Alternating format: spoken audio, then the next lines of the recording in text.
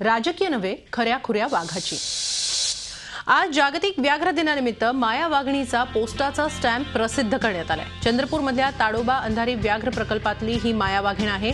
काही दिवसांपूर्वी तिच्या बछड्याबरोबरचा फोटो अमोल बैस या फोटोग्राफरनं काढला होता। वनमंत्री सुधीर मुनगंटीवार यांना हा फोटो खूपच आवडला आणि त्यांनी या माया वाघिणीचा स्टॅम्प काढण्याचा निर्धार केला। त्यांच्या प्रयत्नांना यशही आलं। त्यानुसार नागपूरमध्ये मुख्यमंत्री आणि वनमंत्री सुधीर मुनगंटीवार यांच्या उपस्थितीत माया वाघिणीचा स्टॅम्प प्रसिद्ध करण्यात आला। व्याघ्र दिनानिमित्त एक नजर टाकूया वाघांच्या संख्येवर। जगभरात वाघांची संख्या आहे 3890।